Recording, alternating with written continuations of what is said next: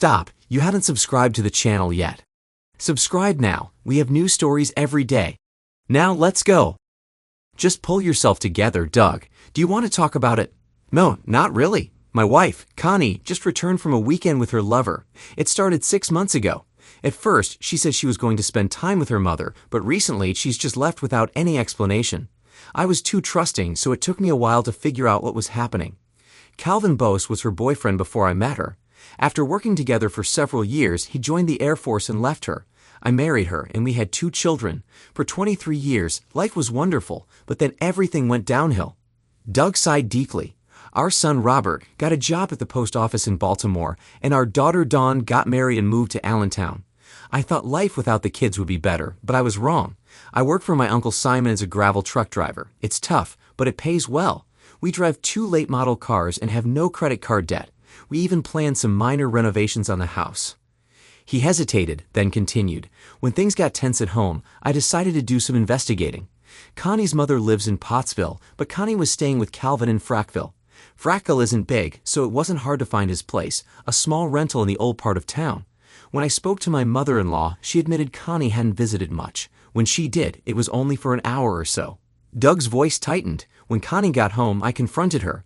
I said, "When were you going to tell me about your weekends with Calvin?" She sat down her travel bag, sighed, and said, "Calvin left the Air Force last March. He rented a house in Frackville, got my number from my sister, and we started meeting up to reminisce." "All weekend?" I asked. "Doug," she said, "Calvin and I were lovers long before you and I got married. We have a connection, compatibility, and intimacy I never felt with you. It just feels natural to be with him." I couldn't believe it. "So you're saying you two are soulmates?" "Yes," she said. "I know it sounds cliché, but it's true." "What about us?" I asked. "What kind of relationship did we have for 23 years?" "I'm sorry, Doug," she replied. "We all have to make choices in life. When you can't get what you want, you settle for an alternative. When Calvin left, you were my alternative." "Damn it, Connie. 23 years and 2 kids, and I was just an alternative." "Don't be so dramatic," she snapped. "I was a good wife and mother. Now I want to live a little for myself." We sat in silence for a few moments. Then I asked, "Does he know you're married?" "Yes," she said, "and he understands. He knows he made a mistake leaving me and regrets it. He forgives me for marrying you." I could hardly believe my ears. "He forgives you? Are you insane?" "Doug, relax," she said. "Why are you so upset?" "Why don't you just move in with him?" I asked, barely containing my anger. "He has legal problems," she admitted. His ex-wife filed for divorce and wants 48% of his Air Force pension. He thinks it's better if we keep things secret. "What are your plans, Connie?" I asked. "I don't know," she said, picking up her travel bag. "I don't want to talk about it anymore." That night, I slept in the recliner. The next morning, after she left for work, I made a decision. I went to the bank, closed our accounts, and canceled the insurance policies. I cashed in my savings and even sold my 1957 Chevrolet. I took out a home improvement loan and cashed in my crew Germans. I had planned a 6-month cruise for our 25th anniversary, but instead, I used that money too. Then I made arrangements with an old friend, Hector, to pay Calvin a visit. Just pull yourself together, Doug. Do you want to talk about it? No, not really. My wife, Connie, just returned from a weekend with her lover. It started 6 months ago. At first, she used the excuse that she was going to spend time with her mother, but in the last few months, she just left without any explanation.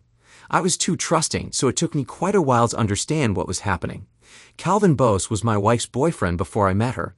After working together for several years, he decided to join the Air Force and left Connie. I picked her up, married her, and we had 2 children. For 23 years, life was wonderful, and then everything went downhill. Our son Robert got a job at the post office in Baltimore, and our daughter Dawn got married and moved to Allentown. I expected life without the kids to be better, but I was wrong. I work for my Uncle Simon as a gravel truck driver. It's a tough job, but it pays well. We drive 2 late model cars and have no credit card debt. We were planning to do some minor renovations on the house when things got tense at home. I decided to do a little investigating. Connie's mother lived in Pottsville, but Connie stayed with Calvin in Frackville. Frackville isn't that big, so I had no trouble finding his place. It was a small rental apartment in the old part of town. I stopped and talked with my mother-in-law and found out that Connie hadn't been around for weeks, and when she did drop by, it was only for an hour or so. "When were you going to tell me about your weekends with Calvin?" Connie sat down her travel bag and popped onto the couch. I couldn't tell if she felt relieved or annoyed. "Calvin left the Air Force last March and rented a house in Frackville. He got my phone number from my sister, and we started meeting up to reminisce about old times.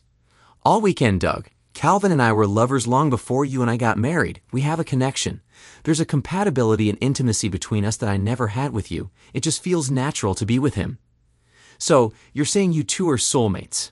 Yes. I know it sounds cliché, but it's true. What about us? What kind of relationship did we have for 23 years? I'm sorry, Doug. We all have to make choices in life. When you can't get what you want, you have to choose an alternative. When Calvin left, you were my alternative. 23 years and 2 kids, and I was just an alternative. Damn it, Doug, don't be so dramatic. I was a good wife and mother. Now I want to live a little for myself. There was silence for a few moments. Does he know you're married? Yes, and he understands. He knows he did the wrong thing by leaving like that and regrets it. He forgives me for it. He forgives you for marrying me. Are you insane? Doug, relax. Why are you getting so upset? I'm just a little curious, Connie. Why don't you just move in with him? He has legal problems right now. His ex-wife filed for divorce and is demanding 48% of his Air Force pension. He thinks it would be better if we kept our relationship a secret. Is he working? He's still in a transitional period. There aren't many specialists in ground equipment in this area, and he wants to stay here. So, Connie, what are your plans? I don't know. I don't want to talk about it anymore. I watched as my wife picked up her travel bag and headed to the bedroom.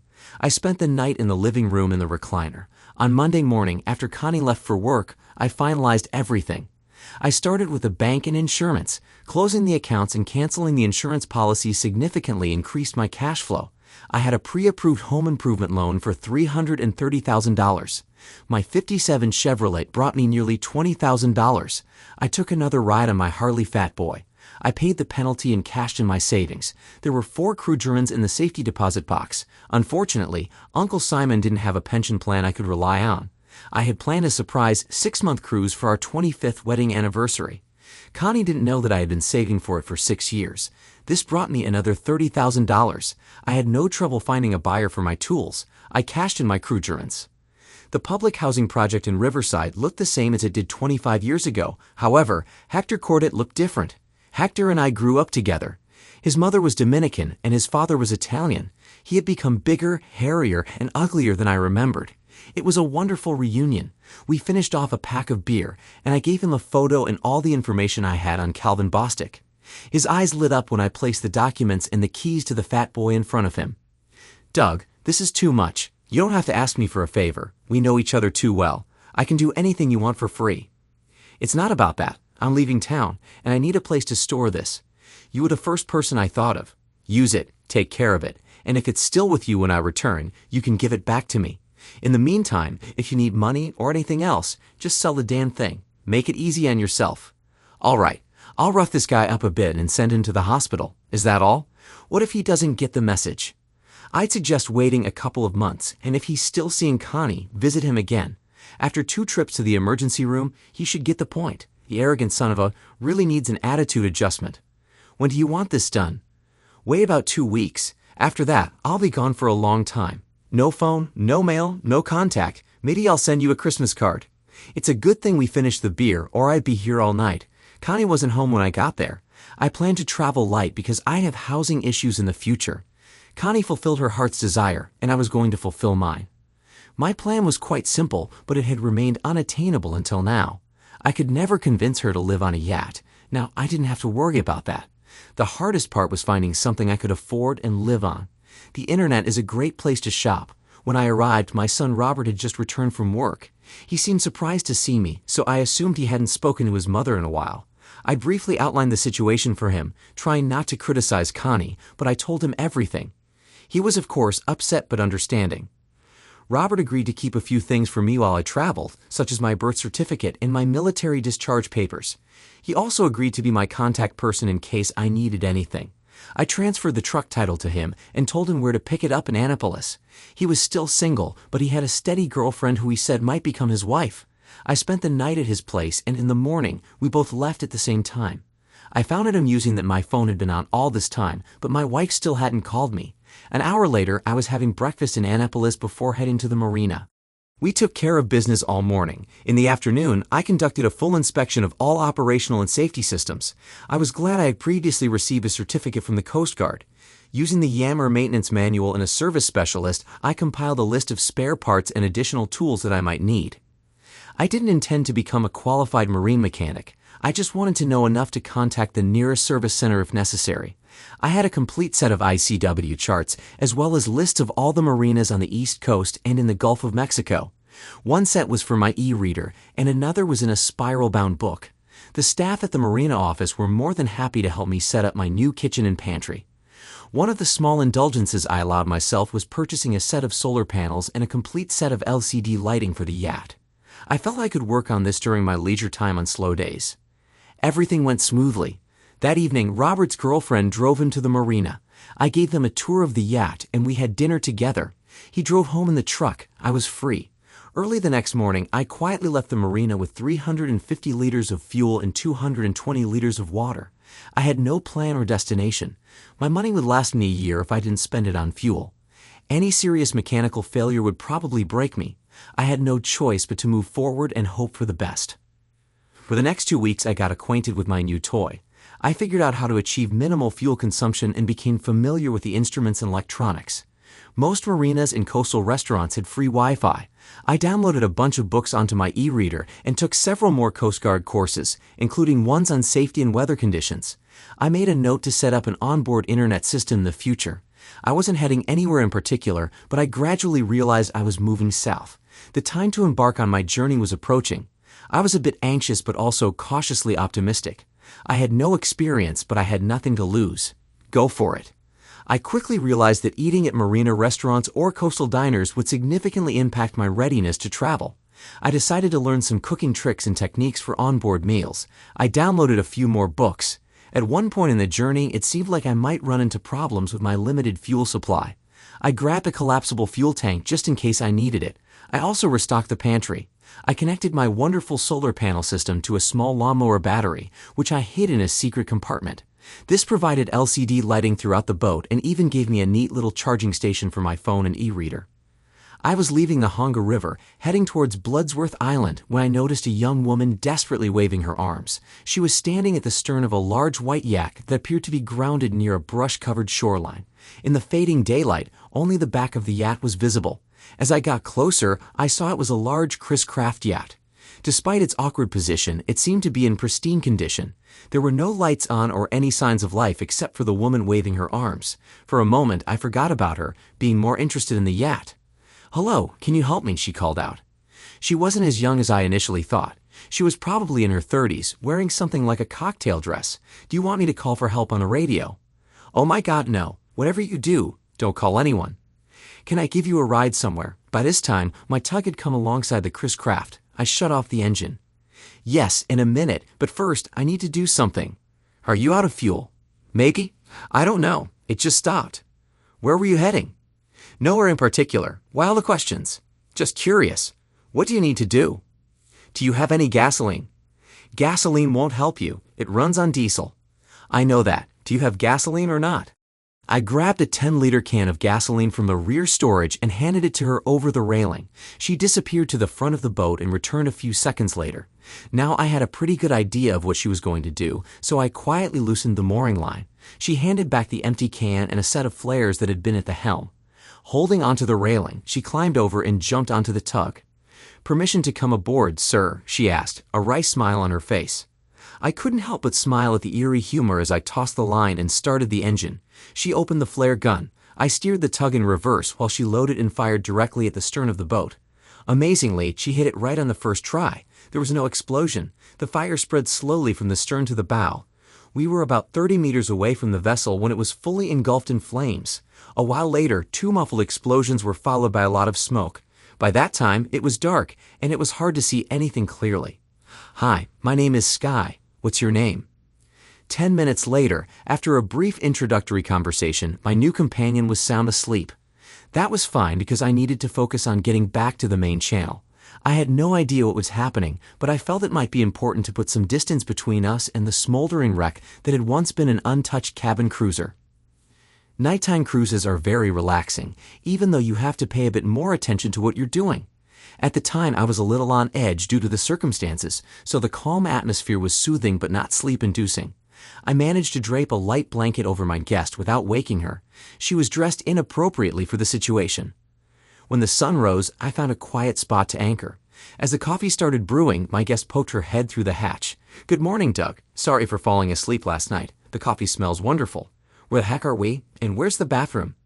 It turned out she liked to talk. I tossed her a t-shirt and a pair of sweatpants. Given the circumstances, it was the best I could do.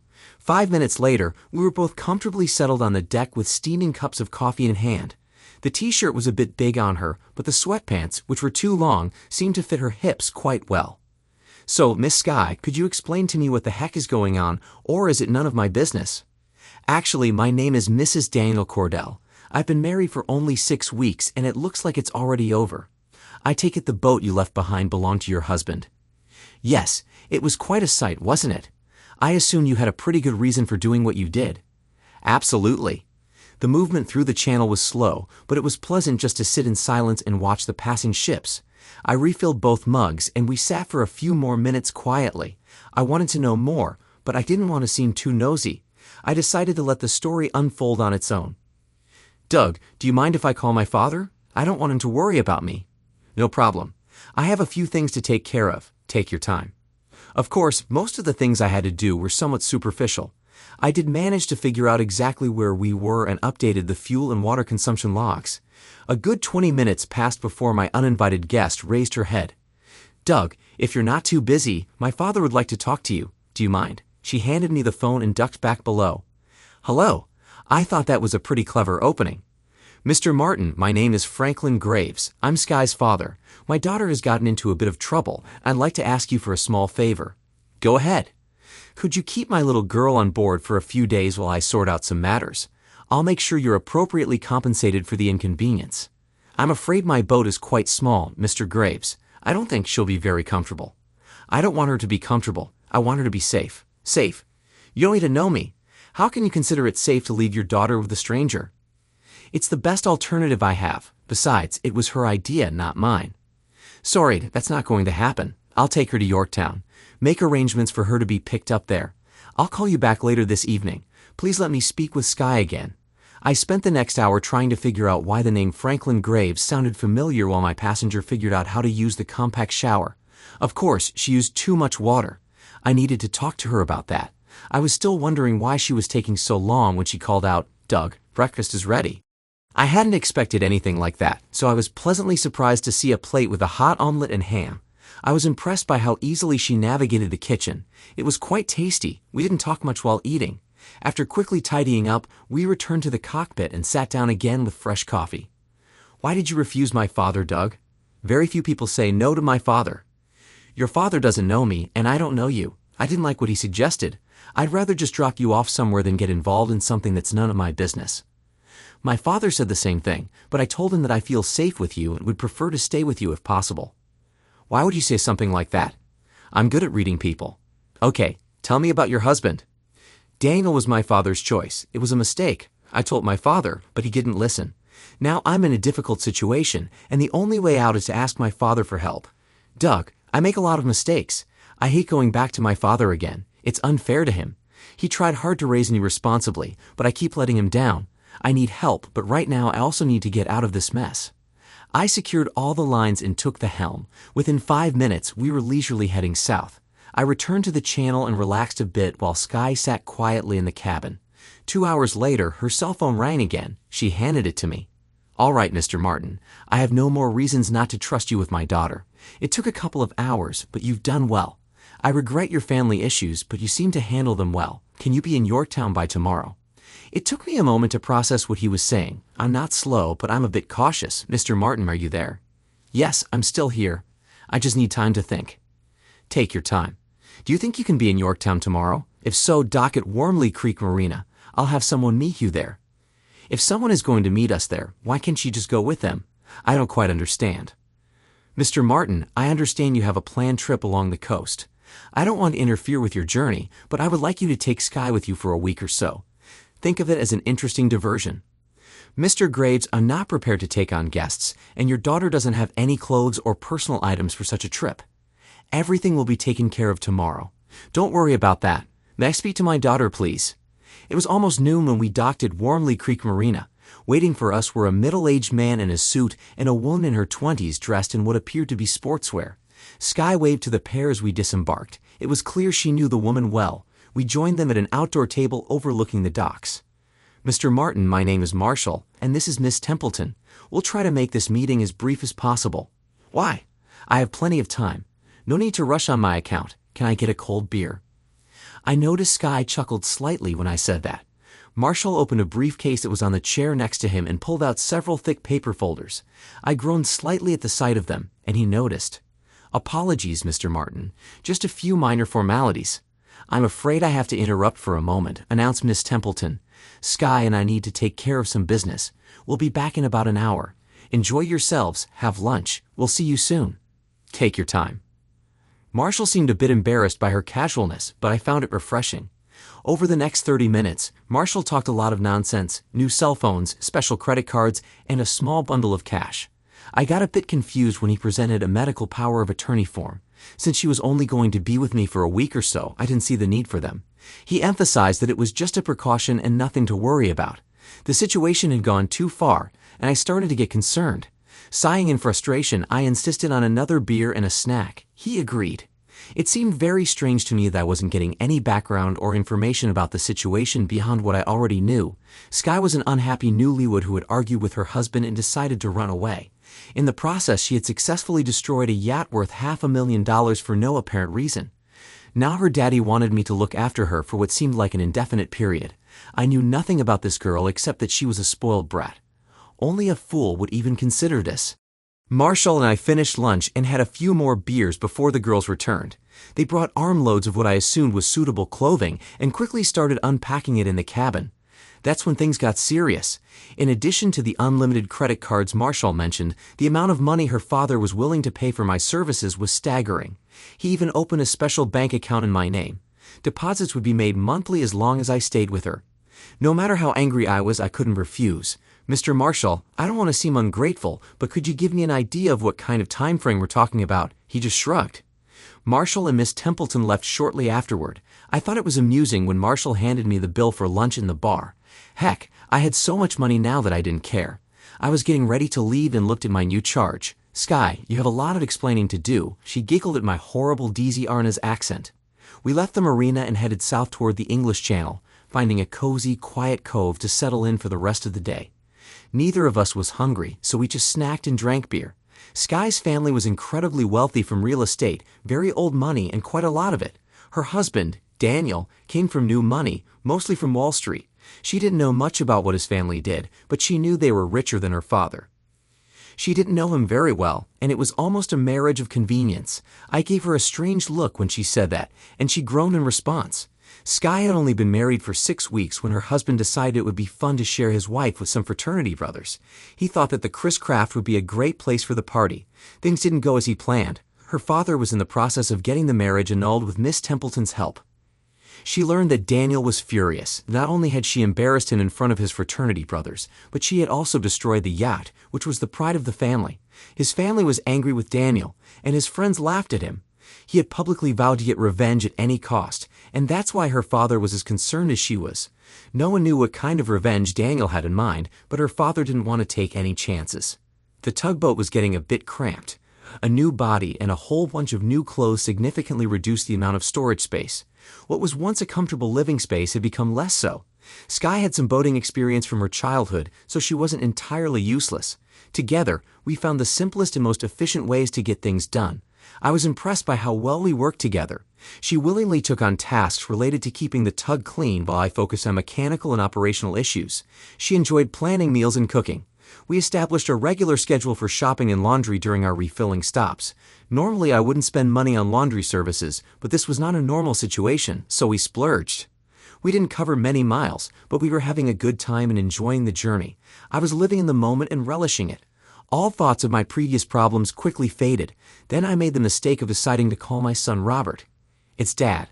I just thought I'd update you on my status and see how things are at home." "Just in time. It's been almost 3 months. What the heck have you been up to?" "Just cruising and relaxing. Everything's perfect on my end. What's happening in Pennsylvania?" For starters, Mom is furious. You sorted everything out and left her fairly well off before you left. She called here several times and eventually stopped when I convinced her that we had no idea where you were. However, she knows about the boat. Some documents were accidentally sent to the old address and she quickly figured things out. It was bound to come out sooner or later. What is she doing about it? I don't know. However, she and the bank have been trying to sort it out. It seems that with the mortgage and the home renovation loan, she can't keep up with the payments. Heck, she can't even afford the utility bills. What's she planning to do? She got a job at Target, but it doesn't pay much and she's not even working 40 hours. She's selling off things to make ends meet. Of course, your stuff went first. I should have grabbed the tools, but I was too late. I thought her new boyfriend would be helping her with the expenses. Is that a joke? As far as I can tell, even with his pension, he can't afford to support himself, let alone her. Speaking of good old Calvin, he is really mad at you. In fact, I think he's trying to find you. Mom mentioned the word revenge. Dan, I didn't think of that. He was supposed to feel remorse, not seek revenge. If you mean Hector's visit to him, I don't think it went as you guys planned. Have you spoken to Hector? No. What the heck are you talking about? Hector was just supposed to rough him up a bit. Sorry, Dad, but it didn't end that way. Apparently, Calvin has a black belt in some martial art. I guess Hector didn't know that, and Calvin ended up beating him within an inch of his life. Hector was lucky to get out of there alive. Well, that wasn't part of the plan. Anyway, that's why Calvin is trying to find you. According to Mom, he's mad as hell and intends to make you pay dearly. I think he's trying to track your phone. I keep it turned off most of the time. Thanks for the update. I'll call you back in about 2 weeks. In the meantime, don't worry about me. I'm fine. I hung up and saw Sky sitting and smiling at me. That's when I realized I hadn't mentioned to my son that I had a shipmate. Oh my God, Doug, it looks like we have 2 angry guys trying to track us down. Daniel too. According to my father, Daniel took an extended leave from work and is determined to find me and make me pay for disrespecting him and his family. What the heck does his family have to do with any of this? Daniel believes that by destroying the Cordeliat, I insulted both him and his family. He feels he has to get revenge to save face. My father is trying to find out more, but Daniel has disappeared. Is Daniel prone to violence? As far as I know, he has been arrested at least 3 times for assault, but his father settled all the complaints before they went to court. I feel like someone just put a target on both our backs. Doug, I love a cold beer and a hot pizza tonight. Are we near anywhere? Within 10 minutes, we were on our way. The pizza was delicious, but the beer was even better. After living together in close quarters for several months, Sky and I became much closer. It was a platonic relationship, but it worked for both of us. The 15-year age difference helped suppress many natural sexual desires. Strangely, this issue never came up. We just considered our daily interactions normal. We enjoyed our evening beers but never overindulged. It was more like a father-daughter relationship. I don't think either of us thought of it as anything more. I felt uneasy knowing that 2 men were trying to find us. Both seemed to have serious grievances, or at least that's what I thought. I didn't know what to do but felt I had to do something. I called Sky's ex-husband. The annulment had been finalized a month ago. Daniel, how's it going? This is Doug, the guy who took your wife. A short string of curses followed, ending with a terse question. Where are you, you miserable son of a... Sooner or later, I will find you. Relax, Danny. I decided it's time for us to meet. How soon can you get to Savannah? Tomorrow. Is that soon enough for you? I was thinking Saturday morning. You'll have a couple of days to prepare. I'll call you tomorrow and let you know the time and place. I'll be waiting. I didn't respond and just ended the call. You're not actually going to meet him, are you? This man is crazy and dangerous. He'll probably bring a gun. Sky was seriously worried, and I was touched. I'm working on it. Let me check something, and then I'll call again. A quick internet search gave me the information I needed. It wasn't difficult to find Calvin's cell phone number to complete my plan. Calvin, my friend, this is Doug Graves. I've got a new pair of dancing shoes, and I'm dying to try them out. Are you interested? You know damn well I am. Where the hell have you been?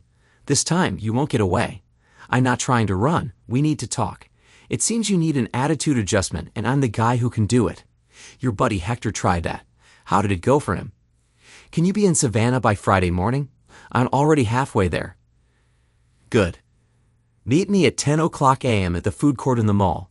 Come alone, and most importantly, wear a red MAGA cap. What's with the silly cap? Here's the thing. You wear the cap, and I'll show up. Without the cap, you'll never see me. If I'm going to kick your ass, I want to make sure it's you. You're a funny guy. I'll be there. You better show up. Sky laughed like crazy when I finished the call. You're a silly old man. You don't know anything about karate, do you? You're going to get crushed. I just laughed and shrugged. We relaxed, admired the sunset, and had a beer. Life was good. I made one more call before we went to bed. Danny baby, it's Doug. I just thought I'd call you to arrange our meeting. It's Daniel, and you can kiss my ass. No one calls me Danny. I'm nearing the Georgia border. Where are we meeting? We'll meet on Friday at 10 o'clock a.m. in the food court of the mall. I'll be wearing a red cap and dancing shoes. Why should I care about your shoes? Because I'm going to kick your sorry little ass. I didn't hear the rest because I turned off the phone. All I heard was Sky giggling again. She really giggled a lot. A few hours later, we safely docked at Freeport Marina. We completed all our usual maintenance tasks and had an excellent dinner of crab cakes. The sky was a bit cloudy, so I was glad we had reached a safe harbor. By the time we got back to the boat, the storm was almost upon us. We quickly double-checked all our moorings and ensured everything was secured before locking up for the night. I still slept in the main bunk, while Sky slept in one of the bunks in the galley. A few hours later, the storm intensified. The combination of lightning, thunder, and wind was too much for my stowaway, and I found her crawling into bed with me. Neither of us said anything. By morning, the storm had subsided, and Sky was still sleeping quietly next to me. I quietly got up, leaving her there. About half an hour later, she came up for some fresh coffee. Nothing was said about the night. Since it was Friday, we decided to go to the breakfast club for a late breakfast. We had to wait a bit, but we managed to get a comfortable spot near the TV at the end of the counter. It was around 10:30 when the local news stations announced it. This morning, there was a shooting at the mall. An unidentified man in a red cap was shot in the food court for no apparent reason. The shooter refused to drop his weapon and was subsequently shot by mall security police. Both men were pronounced dead at the scene. Authorities are trying to determine their identities and the motives behind the altercation. It was a serious news bulletin, and I had to quickly pay our bill so we could leave the restaurant. Sky was barely containing herself. You sly dirty son of a, you planned this from the start, didn't you? She giggled again. Of course not. How could you think that? We spent the rest of the day relaxing and finishing all the beer we had. That night, we slept together again, but nothing happened between us. Early the next morning, the tug headed south while Sky was still asleep. That day, I decided to call Robert to check on how things were going at home. After a few minutes of friendly chatter, I had asked the important question. How's your mom doing? She's incredibly angry. Everything seems to be going wrong for her. She can't pay the bills and apparently hasn't seen her boyfriend in over a week. He told her he had some things to take care of and just left. She finally made a deal with the bank. They're going to take the house back. She signed and returned the divorce agreement. It seems she was happy with it. What divorce agreement? Didn't you file for divorce? Hell no. Where and when could I have done that? I have no idea what you're talking about. All I know is that a guy came to the house with all the documents and a check for $20,000. She signed the papers, grabbed the check, and showed it in the door. She thought you had filed. Robert and I talked a bit more about other things. He and his girlfriend were considering a Christmas wedding and wanted to know if I could attend. I assured him I'd do my best. At the last moment, I asked him to include a +1 on the guest list. I wasn't sure how long I'd be with Sky, but I wanted to be prepared. Of course, I refused to answer any more questions prompted by that statement. I never commented on the disappearance of my wife's boyfriend. I ended the conversation just as Sky stumbled up the stairs, eager for some coffee. We spent 2 days in Jacksonville. Sky managed to find out that her father had arranged my divorce. When I asked her why he did that, she said it was because she had asked him to. I had a lot of questions about the legality of it all, but I decided not to bring them up. I also had many questions about why she did what she did. There had never been anything romantic between us. I had been extremely careful never to cross that line. Before I knew it, she had trapped me with her old, tired conversation. Did I think she was pretty? Did I think she was too young for me? Was I too old for her? Was I ashamed when people saw us together? It went on and on. It seemed she had developed feelings for me over the past couple of months. Of course, I was completely charmed by her, but I never even considered pursuing a relationship because of the age difference. For some reason, we'd completely avoided any discussions like this before now. I felt uncomfortable. That night, I slept in the galley. When she came in the morning, I had already made coffee. She didn't look well rested. Doug, I'm sorry for making things so complicated. I thought we were getting along well, and I hoped that if I pushed things a little, we could become closer. Maybe I overstepped. I need to talk to your father. Damn it, you're going to leave me, aren't you?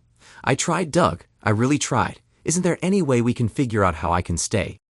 It's not that, Sky. I don't want you to leave. I just don't know how I can keep living with you without getting too involved. I enjoy your company. I like being with you. It's the age difference, isn't it? I shrugged and nodded. We've already gone further than I think we should. I'm starting to feel like a dirty old man taking advantage of an innocent young girl. I don't want to feel that way, and I don't want your father to look at me like that. Doug, do you know why my father agreed to expedite your divorce? Sky asked suddenly. I wanted to ask you about that. Why did he do it in the first place? I kind of asked him if he could help somehow. I thought it would be important for you. I didn't know he actually did anything until you mentioned it. I hoped you would feel less guilty about our relationship if you got divorced. I think my father wants us to stay together. Why? I'm too old for you. You need a young, strong, healthy guy, not an old, worn-out oddball. I think he's looking for a way out. I've been an undisciplined child my whole life. I've only caused my father grief. He feels responsible for me, but I think he would prefer to pass the baton, so to speak, to someone else. He thought Daniel could tame me a bit, but he was wrong. By the way, Daniel was his choice, not mine. He hasn't even met me, I muttered, shaking my head. Sky took the English muffins out of the toaster. We sat for a few minutes watching the peanut butter melt into the hot nooks and crannies. The sky was clear, and the day promised to be beautiful. Everything was peaceful. I never tried to tame you, I said softly. It took Sky's father only 10 minutes to dispel all my concerns about our relationship. He was very happy that I was even considering staying with her. It seemed everything fell into place, which I hadn't planned at all. The tug continued moving south at a good pace. I enjoyed having a bit more open water, but the little ship handled it well. Finally, Sky and I were able to consummate our relationship. I was amazed at my ability to handle the intensity. Luckily, after 3 days, things leveled out a bit, but she never fully calmed down. Robert told me that Connie had found out what happened to Calvin and was devastated. Given the circumstances, she realized that the money she received from the divorce settlement wouldn't last long. Since the divorce wasn't final yet, she hoped to make some changes. Fortunately, she still had no idea where I was or how to contact me. My plan to leave worked better than I expected. Sky and I weren't in a hurry, but we received a text message from her father asking us to meet him in Fort Lauderdale the following Saturday. He even provided GPS coordinates. We had plenty of time, so there was no need to rush. I tried to find clothes that I thought would be suitable for meeting Sky's father and discovered that most of my original clothes no longer fit. It seemed I had lost a lot of weight over the past few months. Most of the time, I wore shorts and swim trunks with an elastic waistband, so I hadn't noticed the difference. We made a quick stop in Delray Beach, and Sky had a great time picking out everything I might need. Of course, she bought a few new things for herself as well. We planned everything meticulously and arrived at our destination right on time. My lunch at the port with Franklin Graves went much better than I expected. He seemed not only genuinely happy to see us, but also very grateful that I had grown close to his daughter. All my worries were unfounded. Sky was surprisingly quiet and stayed close to me. After lunch, Franklin insisted we take a walk around the marina. The conversation was light and casual, but I had a feeling he had a specific purpose in mind. Doug, what do you think about this? He asked suddenly. We were standing in front of a brand new tugboat. Everything about it was perfect. He smiled like a cat as I examined it from the dock. Sky held my hand as I walked toward the stern. Unlike my tugboat, this one had a name. I smiled, and she squeezed my hand tightly, almost like a crazy person. We both stood there looking at the old English lettering on the stern. Alternative, I read aloud. Thanks to everyone who took the time to listen to today's stories. If you enjoyed it, please consider liking and subscribing if you haven't already. Feel free to share your thoughts on the events in the comments below. Take care.